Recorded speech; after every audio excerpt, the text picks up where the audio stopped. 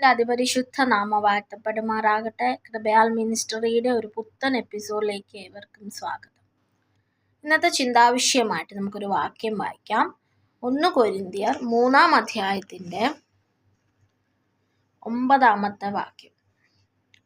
ഞങ്ങൾ ദൈവത്തിൻ്റെ കൂട്ടുവേലക്കാർ, നിങ്ങൾ ദൈവത്തിൻ്റെ കൃഷി, ദൈവത്തിൻ്റെ ഗൃഹനിർമ്മാണം. ഹല്ലേലൂയ, സ്തോത്രം. 1 കൊരിന്ത്യർ 3 അധ്യായത്തിൻ്റെ 6 തൊട്ടുള്ള വാക്യം, 6 തൊട്ട് 17, 18 വരെയുള്ള വാക്യങ്ങൾ, അല്ലെ 17 വരെയുള്ള വാക്യങ്ങളിലെ കുറിച്ചാണ് ഇന്ന് ഞാൻ സംസാരിക്കാൻ ആഗ്രഹിക്കുന്നത്. അപ്പം ഇന്ന് ഞാൻ ദൈവത്തോട് ചോദിച്ചു, ഇന്ന് ഞാൻ എന്തിനെ പറ്റിയാണ് ഹല്ലേലൂയ സ്തോത്രം മെസ്സേജ് എടുക്കേണ്ടത്. അപ്പം എൻ്റെ ഹൃദയത്തിൽ ദൈവം തന്നാണ് ഒരു ഗൃഹനിർമ്മാണം. ഹല്ലേലൂയ സ്തോത്രം എന്നൊരു വിഷയത്തെക്കുറിച്ച് ഞാൻ കുറച്ച് ചിന്തിപ്പാൻ ദൈവം എന്നെ ശക്തീകരിച്ചു. ഹല്ലേലൂയ സ്തോത്രം. ഇവിടെ ദൈവവചനം നമ്മളെ ഓർമ്മിപ്പിക്കുന്നത്, നിങ്ങൾ ദൈവത്തിൻ്റെ കൃഷിയാണ്, ദൈവത്തിൻ്റെ ഗൃഹനിർമ്മാണമാണ്. ദൈവത്തിൻ്റെ ഗൃഹനിർമ്മാണം, അതായത് ദൈവം നമ്മളെ പണിതുകൊണ്ടേയിരിക്കുകയാണ്. ഹല്ലേലൂയ സ്തോത്രം. അല്ലേ, നമ്മളീ പലരും ചിന്തിച്ചിരിക്കുന്ന, അല്ലെ നാളെ ദൈവം വന്നു കഴിഞ്ഞാൽ നമ്മളെല്ലാം റെഡിയാണ് പോലെ. ഇന്ന് ദൈവം വന്നാൽ പോകാൻ റെഡി ആയിട്ടുള്ള ആൾക്കാരുണ്ട്. ഹല്ലേലൂയ സ്തോത്രം. അല്ലേ, പലപ്പോഴും നമ്മുടെ ജീവിതം ഒരു വീട് പണിയോടുകൂടെ ഉദ്ദേശിക്കുകയാണ് ഇവിടെ. അതായത് ഇവിടെ അതിൻ്റെ 16 പറയുന്നുണ്ട്, നിങ്ങൾ ദൈവത്തിൻ്റെ മന്ദിരമാണ്. മന്ദിരത്തിൽ ആര് വസിക്കുന്നു? ദൈവത്തിൻ്റെ ആത്മാവ് വസിക്കുന്ന ഒരു മന്ദിരം, ഒരു ബിൽഡിംഗ് ആണ് നമ്മൾ. ഹല്ലേലൂയ സ്തോത്രം.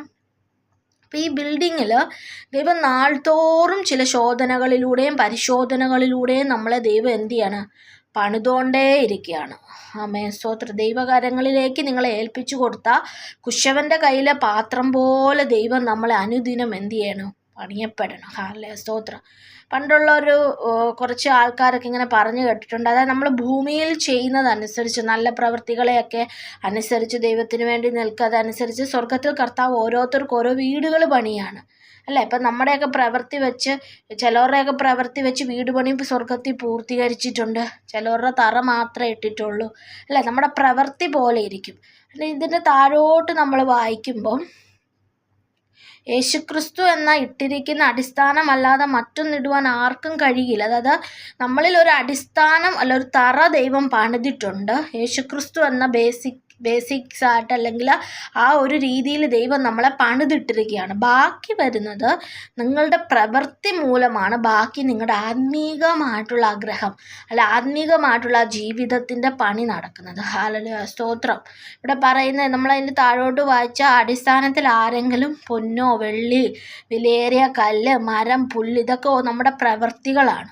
ഇതനുസരിച്ചായിരിക്കും മുന്നോട്ടുള്ള ആ ഒരു ഭവനത്തിൻ്റെ പണി നടക്കുന്നത്. അല്ലേ, നമുക്കറിയാം സാധാരണഗതിയിൽ നമ്മളൊരു വീട് പണി നടത്തുമ്പോൾ, ഭൂമിയിലുള്ള ഒരു വീട് പണി നമ്മൾ നടത്തുമ്പോൾ നമുക്കറിയാം എന്തൊക്കെ സാധനങ്ങൾ വേണം. അല്ലേ, ഈ സാധനങ്ങൾ ഇപ്പോൾ കമ്പിക്ക് കമ്പി വേണം, മണൽ വേണം, ഇഷ്ടിക വേണം, ഒത്തിരി കാര്യങ്ങളുണ്ട്. അതെല്ലാം അതിൻ്റേതായ രീതിയിൽ നമ്മൾ കെട്ടിപ്പൊക്കിയാണ് ഒരു വീട് പണി നടത്തുന്നത്.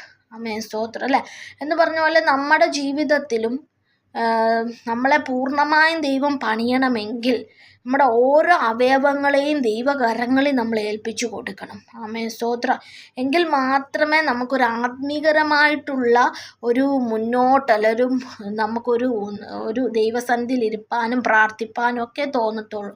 ഇവിടെ ദൈവവചനം പറയാണ്, ഞാൻ നട്ടു, അപ്പൊല്ലോസ് നനച്ചു, ദൈവം അത്രേ വളരുമാറാക്കുന്നു. ആകയാൽ വളരുമാറാക്കും ദൈവം അല്ലാതെ നടുന്നവനും നനയ്ക്കുന്നവനും ഏതുമില്ല. എന്ന് വെച്ചാൽ നടുന്നവനും നനയ്ക്കുന്നവനും ഒന്നുമില്ലെന്നല്ല അർത്ഥം, പക്ഷേ അതിനേക്കാൾ ഇമ്പോർട്ടൻ്റ് വളരുമാറാക്കുന്ന ദൈവമാണ്. ഇപ്പം ഞാനൊരു ചെടി കൊണ്ടുവച്ച്, അല്ലേ, ചെടിക്ക് ആവശ്യമായ വെള്ളം ഞാൻ ഒഴിച്ചു, അതിനാവശ്യമായ മണ്ണൊക്കെ ഇട്ടാലും ആ ചെടി വളരുന്നില്ലെങ്കിൽ എനിക്ക് യാതൊരു യൂസും ഇല്ല. അതിനെടുത്ത് എന്ത് ചെയ്യുക? പറിച്ചു കളയാന്നല്ലാതെ യാതൊരു ഗുണം അതിൽ നിന്ന് ലഭിക്കില്ല. അതാണ് നമ്മളെത്ര നമ്മളെ തന്നെ സംരക്ഷിച്ച്, അല്ലെങ്കിൽ ദൈവസന്നിധിയിൽ നമ്മൾ എത്രമാത്രം നല്ല പ്രവൃത്തികൾ ചെയ്തെങ്കിൽ പോലും ദൈവമാണ് നമ്മളെ വളരുമാറാക്കുന്നത്. ആമേൻ സ്തോത്രം. ദൈവത്തിനെ നമ്മളെ വളരുമാറാക്കാൻ കഴിയും. അത് ആത്മീകരമായിട്ടും നമ്മൾ എത്ര കയറിട്ട് വലിച്ചാലും നമുക്ക് എന്ത് ചെയ്യത്തില്ല, തീരത്തെത്തണമെങ്കിൽ, ദൈവം ഉദ്ദേശിക്കുന്ന ആ രീതിയിൽ നമ്മളായി തീരണമെങ്കിൽ ദൈവത്തിൻ്റെ സഹായം നമുക്ക് വേണം. അല്ലേ, നമുക്കറിയാം, ഓടുന്നവനാലും നനയ്ക്കുന്നവനാലും ഒന്നുമല്ല, കരുണ തോന്നിയ യഹോവയാൽ അത്ര സകലതും സാധിക്കുന്നത്. അപ്പോൾ ഞാൻ കുഞ്ഞായിരുന്ന സമയത്ത് ഞാനൊരു ചെടി ഇങ്ങനെ കൊണ്ട് വെച്ചിട്ട് ഇന്ന് പൂ വരും അല്ലേ, പൂ കായ്ക്കും എന്നൊക്കെ പറഞ്ഞ് നമ്മൾ ആ ചെടിക്ക് ആവശ്യമായ വെള്ളം എല്ലാം കൊടുത്ത് എത്ര വളർത്തിയിട്ടും അതിൽ നിന്നൊരു പൂ പോലും കണ്ടില്ലേ, ആ വെച്ച വ്യക്തിക്ക് എന്തുമാത്രം വിഷമം വരും. അപ്പോൾ കർത്താവ് ഈ ലോകത്ത് നമ്മളെ നട്ടിരിക്കുന്നത്, അല്ലെങ്കിൽ ഒരു ഭവനമായിട്ട് നമ്മളെ തീർത്തിരിക്കുന്നത് നമ്മുടെ പണി പൂർത്തീകരിക്കാനാണ്. ആമേൻ, സ്തോത്രം.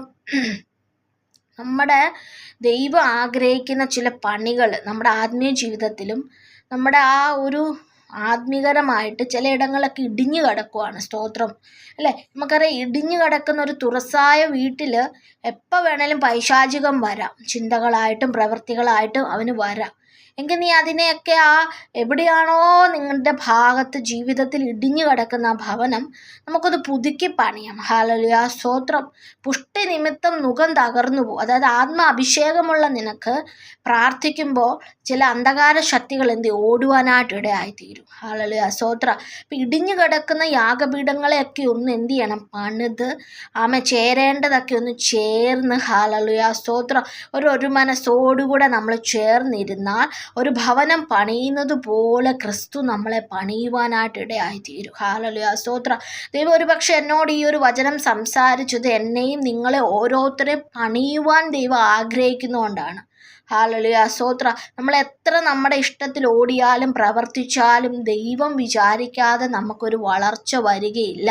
അതാദ്യം തന്നെ നമ്മൾ മനസ്സിലാക്കുക. ഹല്ലേലൂയ, സ്തോത്രം. ഈ ലോകത്തിന് വേണ്ടി എന്തൊക്കെ ചെയ്താലും എല്ലാത്തിനും എന്തുണ്ട്, ഒരു അവസാനമുണ്ട്. ദൈവവചനം പറയാണ് അല്ലേ, നിങ്ങൾ ദൈവത്തിൻ്റെ മന്ദിരം, ദൈവത്തിൻ്റെ ആത്മാവ് നിങ്ങളിൽ വസിക്കുന്നു, ദൈവത്തിൻ്റെ മന്ദിരം വിശുദ്ധമാണ്, നിങ്ങളും വിശുദ്ധരായിരിക്കാൻ ദൈവം നമ്മളോട് കൽപ്പിക്കുകയാണ് അല്ലേ. ഈ വചനങ്ങളിലൊക്കെ ഇതിൻ്റെ താഴോട്ട് ഓരോ വചനങ്ങൾ നമ്മൾ വായിച്ചാൽ നമ്മുടെ പ്രവൃത്തിക്ക് അനുസരിച്ചായിരിക്കും നമ്മുടെ മുന്നോട്ടുള്ള വളർച്ചയുടെ ആ ഒരു അടിസ്ഥാന ഘട്ടമെന്ന് പറയുന്നത്. ഹല്ലേലൂയ, സ്തോത്രം. അപ്പോൾ നമ്മളെ തന്നെ ഒന്ന് ചിന്തിച്ചു നോക്കിക്കേ, ആത്മീകരമായിട്ട് നമ്മൾ പണിയപ്പെടുന്നുണ്ടോ? ഹല്ലേലൂയ, സ്തോത്രം. അത് സ്നാനപ്പെട്ട അന്ന് തൊട്ടേ നമ്മൾ ഒരേ ഇതിലാണോ നിൽക്കുന്നത്? ഹല്ലേലൂയ. നമ്മൾ എന്ത് ചെയ്യണം, പണിയപ്പെടുന്ന കുഞ്ഞുങ്ങളായി തീരണം അല്ലേ. ഈ ഒരു വിഷയം, ഈ ഒരു ടോപ്പിക്ക് ഒറ്റ ഇതുകൊണ്ട് പറഞ്ഞു തീരാൻ പറ്റത്തില്ല. അതുപോലെ തന്നെയുള്ള ഒരു വലിയൊരു ടോപ്പിക്കാണ് ഗൃഹനിർമ്മാണം. ക്രിസ്തുവിൻ്റെ ഗൃഹനിർമ്മാണമാണ് നമ്മൾ ഓരോരുത്തരും. ആമേൻ, സ്തോത്രം അല്ലേ. നമ്മളെ ദൈവം എന്ത് ചെയ്യണം, പണിയണം. ഹല്ലേലൂയ, സ്തോത്രം. ദൈവവചനങ്ങൾ അനവധി അടുത്ത് ദൈവവചനം പറയുന്നുണ്ട്. അതായത് യെരമ്യാവിൽ പറയുന്നുണ്ട്, നിന്നെ യഹോവ കൈ നീട്ടി എൻ്റെ വായെ തൊട്ടു, ഞാൻ എൻ്റെ വചനങ്ങളെ നിൻ്റെ വായിൽ നിർമ്മൂലമാക്കുവാൻ, പണിയുവാനും പൊളിപ്പാനും നശിപ്പിപ്പാനും ഇടിച്ചു കളവാനും ഒക്കെ വേണ്ടി ഇന്ന് ദൈവം ജാതികളുടെ, അതായത് നിൻ്റെ പണി, നിൻ്റെ ഗൃഹനിർമ്മാണത്തിൻ്റെ പണി കഴിയുമ്പോൾ നീ അനേക ഇടിഞ്ഞു കിടക്കുന്ന വ്യക്തി ജീവിതങ്ങളെ പണിയുവാൻ വേണ്ടി ദൈവം നിന്നെ ഉപയോഗിക്കുവാനായിട്ട് ഇടയായിത്തീരും അല്ലേ. അവരെ പണിയുവാൻ, ചിലത് നശിപ്പിക്കുവാൻ, ചിലത് വേണ്ടെന്ന് വെക്കാൻ, ചിലത് പൊളിപ്പാനുള്ള ഒരു അഭിഷേകം ദൈവം നിനക്ക് തരുവാനായിട്ട് ഇടയായിത്തീരും. ഹല്ലേലൂയ, സ്തോത്രം. അതുകൊണ്ട് നമ്മൾ എന്ത് ചെയ്യരുത്, പിശാചിന് നമ്മുടെ വേലികളെ തുറന്നിട്ട് കൊടുക്കല്. നമ്മൾ എന്ത് ചെയ്യണം, നമ്മളെ തന്നെ ഒന്ന് കെട്ടി നമ്മുടെ ചുറ്റുമൊന്ന് കെട്ടി. ഞാൻ ആത്മീകമായിട്ടുള്ള ഒരു ഗ്രഹത്തെക്കുറിച്ചാണ് പറയുന്നത്. ആത്മീകരമായിട്ട് ദൈവസന്നിധിയിൽ നമ്മളെ തന്നെ കോട്ട കെട്ടി കാത്തുകൊള്ളണം. ഹല്ലേലൂയ, സ്തോത്രം. അല്ലാതെ പണി തീരാത്ത വീട് പോലെ നമ്മുടെ ആത്മീയ ജീവിതം വിട്ടു പോകാൻ സമ്മതിക്കില്ല. ഈ നാളുകളിൽ ദൈവം ആഗ്രഹിക്കുന്നുണ്ട് ചില പണികൾ നടത്തുക, ചില പരിശുദ്ധാത്മാവിൻ്റെ പരിശുദ്ധാത്മാവിൻ്റെ ശക്തി പകർന്നുകൊണ്ട് നമ്മുടെ ആത്മീയ ജീവിതം ഒന്ന് എന്ത് ചെയ്യണം, കെട്ടിപ്പൊക്കണം. ഹല്ലേലൂയ, സ്തോത്രം. ദൈവവചനത്തിൽ നിന്ന് ഇനിയും നമുക്ക് സംസാരിക്കാനായിട്ടുണ്ട്. ഹല്ലേലൂയ, സ്തോത്രം. നമുക്കറിയാം, 1 രാജാക്കന്മാർ പുസ്തകത്തിലും 18-ാം അധ്യായത്തിൽ എലിയാവിൻ്റെ ഒരു കാര്യം അല്ലേ. എലിയാവ് ബാലിൻ്റെ ദൈവത്തെ അവർ തമ്മിൽ ഇതുണ്ടാകുന്നൊരു ഭാഗം ഇവിടെയുണ്ട്. ഹല്ലേലൂയ, സ്തോത്രം, സ്തോത്രം. അപ്പോൾ ഇവിടെ ഒരു ഭാഗത്ത് കർത്താവൻ എന്ത് ചെയ്യുന്നുണ്ട്, അപ്പോൾ എലിയാവ് എൻ്റെ അടുക്ക വരുവീൻ എന്ന് സർവ്വജനത്തോട് പറഞ്ഞു. അവൻ അടുക്ക ചെന്നു. അവൻ ഇടിഞ്ഞു കിടന്ന യഹോവയുടെ യാഗപീഠമൊക്കെ ഒന്ന് നന്നാക്കി, ഇസ്രായേൽ എന്ന് പേരാകുന്ന യഹോവയുടെ അരുളപ്പാട് ലഭിച്ച് യാക്കോബിൻ്റെ പുത്രന്മാരെ ഗോത്രസംഖ്യയ്ക്കൊത്തവണ്ണം അവൻ വെറുതെ അല്ല, ഓരോരോ ഘട്ടഘട്ടമായി അവൻ എന്ത് ചെയ്തു, പ്രവർത്തിപ്പാൻ തുടങ്ങി. അപ്പോൾ അതനുസരിച്ച് യാഗപീഠങ്ങളെയൊക്കെ ഒന്ന് പണിതൊക്കെ വെച്ചു കഴിഞ്ഞപ്പോൾ എന്ത് ചെയ്തു, അതിൻ്റെ ശേഷം 3-ാം പ്രാവശ്യം അങ്ങനെ ചെയ്തപ്പോൾ എന്ത് ചെയ്തു? വെള്ളയാകെ ചുറ്റും ഒഴുകി അതിലെ തോട്ടിലും വെള്ളം നിറച്ചു. ഭോജനം കഴിക്കുന്ന നേരമായപ്പോൾ ഏലിയ പ്രവാചകൻ അടുത്തു എന്ന് അബ്രഹാമിൻ്റെ, ഇസഹാക്കിൻ്റെ, ഇസ്രായേലിൻ്റെ ദൈവം യഹോവേ, നീ എൻ്റെ ദൈവമെന്നും അല്ല ഇങ്ങനെ ഓരോ കാര്യങ്ങൾ പറയുവാനായിട്ട് ഇടയായി തീർന്നപ്പോൾ എന്ത് ചെയ്തു? ഉടനെ യഹോവയുടെ തീ ഇറങ്ങി ഹോമയാഗം വിറകും മണ്ണും ദഹിപ്പിച്ചു തോട്ടിലെ വെള്ളം വറ്റിച്ചു കളഞ്ഞു. ഹല്ലേലൂയ. സ്തോത്രം. ജനം എല്ലാം അതുകൊണ്ട് കവിണ് വീണു. യഹോവ തന്നെ ദൈവം എന്ന് പറയാനായിട്ട് ഒരു ഭാഗമുണ്ട്. 18-ാം അധ്യായം നിങ്ങൾക്ക് സമയം കിട്ടുമ്പോൾ നമ്മൾ വായിച്ചു നോക്കണം. ഹല്ലേലൂയ. സ്തോത്രം. അപ്പോൾ ഇവിടെയൊക്കെയും പണിയപ്പെടേണ്ട ചില കാര്യങ്ങളെ പണിതെടുക്കുമ്പോൾ ആമേ സ്തോത്രം, നമ്മളെക്കൊണ്ട് കഴിയുന്ന ചെയ്യാൻ ബാക്കി ദൈവം നോക്കും. അതിനൊരു മനസ്സ് വേണം. ആമേ. ഇന്നും നമ്മൾ ലോകപരമായിട്ടുള്ള പല കാര്യങ്ങളിലും ടൈം സ്പെൻഡ് ചെയ്യുമ്പോൾ നമ്മുടെ ആത്മീയ ജീവിതത്തിൻ്റെ അവസ്ഥ അത് എവിടെ മാത്രം നിൽക്കുക? തറ മാത്രമേ കെട്ടിയിട്ടുള്ളൂ, അല്ലെങ്കിൽ ഇനി മുന്നോട്ടേക്ക് പണി നിങ്ങൾക്ക് ആവശ്യമുണ്ടോ? അത് അങ്ങനെ തന്നെ ഇരിപ്പാനാണോ? ദൈവത്തിൻ്റെ വരവ് ഏറ്റവും അടുത്തിരിക്കുക. നമ്മൾ എന്ത് ചെയ്യണം? പണിയപ്പെടുന്ന കുഞ്ഞുങ്ങളായി മാറണം. അനേകർക്ക് നമുക്ക് എന്ത് ചെയ്യണം? നമ്മൾ ആശ്വാസകരമായി തീരണം. ഹല്ലേലൂയ. സ്തോത്രം. അപ്പോൾ എലിയാവ് എന്ത് ചെയ്തു? ആ ഇടിഞ്ഞു കിടന്ന യാഗപീഠങ്ങളെയൊക്കെ ഒന്ന് പണിതു, വെള്ളമൊക്കെ ഒഴിച്ചു. അവൻ എന്ത് ചെയ്തു? അതിൻ്റെ രീതിയിൽ കട്ടകളൊക്കെ വെച്ചു അടുക്കി അവൻ്റെ രീതിയിൽ. ഹല്ലേലൂയ. സ്തോത്രം. അവൻ ദൈവപ്രസാദം ലഭിക്കുവാനായിട്ട് ഇടയായി തീർന്നതുപോലെ ദൈവത്തിൻ്റെ അഗ്നി സ്വർഗത്തിൽ നിന്ന് ഇറങ്ങി വരുവാനിടയായി തീർന്നു. അപ്പോൾ അവൻ എന്ത് ചെയ്തു? പണിയേണ്ടത് പണിതുകൊണ്ടാണ്. ഹല്ലേലൂയ. സ്തോത്രം. അപ്പോൾ ഈ നാളുകളിൽ ദൈവകരങ്ങളിൽ നമുക്ക് ഏൽപ്പിച്ചു കൊടുക്കാം. കർത്താവേ, നീ എനിക്ക് തന്ന ഈ ഗ്രഹം ഒന്ന് നീ പണിയണമേ. ആമേ സ്തോത്രം. വേറെ ഒന്നിനെ നടുന്നവനും നനയ്ക്കുന്നവനും ഒന്നും ഏതുമല്ല, വളരുമാറാക്കുന്ന യേശു അല്ലാതെ ഒരു കാര്യങ്ങളും എന്ത് ചെയ്യത്തില്ല? നടക്കത്തില്ല. ഹല്ലേലൂയ. സ്തോത്രം. ഈ വചനത്തിൽ ദൈവത്തിൻ്റെ ആത്മാവ് എന്നോട് സംസാരിച്ചു. ഈ നാളുകളിൽ, ഈ കാലഘട്ടങ്ങളിൽ ചിലരുടെ ജീവിതത്തെ ദൈവത്തിന് എന്തുണ്ട്? പണിയുവാനുണ്ട്. ഹല്ലേലൂയ. സ്തോത്രം. ദൈവത്തിന് ചില പ്രവർത്തികൾ നിൻ്റെ ലൈഫിൽ ചെയ്യുവാനായിട്ടുണ്ട്. അപ്പോൾ വിശ്വാസത്തോടുകൂടെ ദൈവകരങ്ങളിൽ നമുക്ക് ഏൽപ്പിച്ചു കൊടുക്കുക. ആദ്യമായി മനസ്സിലാക്കുക, എന്നിൽ വസിക്കുന്ന ദൈവം പറയാണ്, ക്ഷേത്രങ്ങളിൽ ദൈവം എന്ത് ചെയ്യത്തില്ല? വസിക്കത്തില്ല. ഹല്ലേലൂയ. കൈപ്പണിയായി പണിത യാതൊരു ക്ഷേത്രങ്ങളിലും വസിക്കത്തില്ല. ദൈവം നമ്മളിൽ വസിക്കുന്ന, നമ്മൾ ജീവനുള്ള ദേഹികൾ നമ്മുടെ ഉള്ളിൽ പരിശുദ്ധാത്മാവിനെ തന്നിരിക്കുകയാണ്. ആമേ സ്തോത്രം.